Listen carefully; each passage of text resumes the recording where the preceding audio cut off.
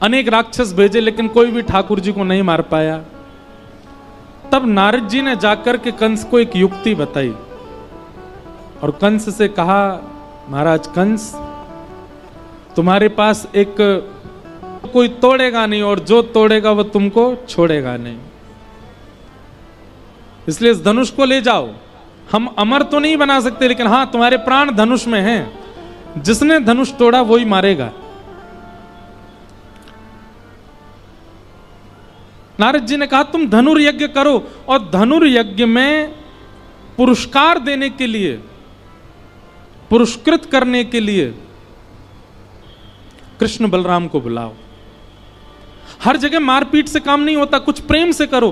किसी को भेजो और जाके वहां ब्रजवासियों में ऐसी खबर फैलवा दो कि कंस पुरस्कार देने के लिए कन्हैया को बुला रहे हैं। क्यों मार दिया, ब्रजमंडल की कितनी रक्षा की। इससे दो बातें होंगी, कृष्ण आ भी जाएंगे और दूसरा ब्रजवासियों के मन में यह भी भावना आ जाएगी कंस राक्षस नहीं है। ब्रजवासियों को ऐसा लगता है राक्षस तुमने भेजे हैं।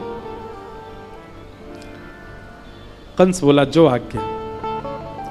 और कंस ने एक मेला का कार्यक्रम रखा और उस मेला में धनुर्यज्ञ किया और अक्रूर जी महाराज को भेजा, जाओ ठाकुर जी को लेकर के मथुरा आओ।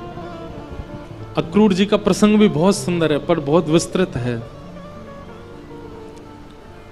अक्रूर जी महाराज रास्ते भर सोचते जा रहे हैं, कहीं पूतना, अघासुर, बकासुर, धेनुकासुर जैसे राक्षसों की तरह ठाकुर जी मथुरा से आया हुआ एक राक्षस जान के मुझे भी तो मार तो नहीं देंगे। मैं सब बालक और तू वो कहीं ना जान दे। और ठाकुर जी ऐसे मैया को पीछे करने लगे, उतरने लगे गोद से। मैया के लाला ऐसे ना करो, करें तू आज, मैं तो यूं कह रही हूं मैं कैसे रहूंगी तेरे बिना। मैया ऐसी कोई बात ना है, 2 दिन की तो बात है, मैया जान दे मुझे। मन से तो ठाकुर जी ये कह रहे हैं मैं कैसे जाऊं। बंधु ऐसी कथा आती है कि जब ठाकुर जी लीला कर रहे थे ना तो नारद जी आए और नारद जी आकर के ठाकुर जी से बोले, ठाकुर जी ये क्या कर रहे हो आप। भगवान बोले क्यों, गोपियों के संग रास कर रहे हो, ब्रजवासियों के घर की मटकी चुरा चुरा के खा रहे हो, ग्वाल बालों के गले में गलवैयां डाल के डोल रहे हो, आप इसके लिए आए हो पृथ्वी पर।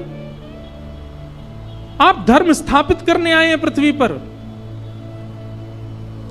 आपको कंस को मारना है, पृथ्वी का भार हल्का करना है, और आप तो आसक्तियों की भांति इन ब्रजवासियों में घुल मिल गए हो।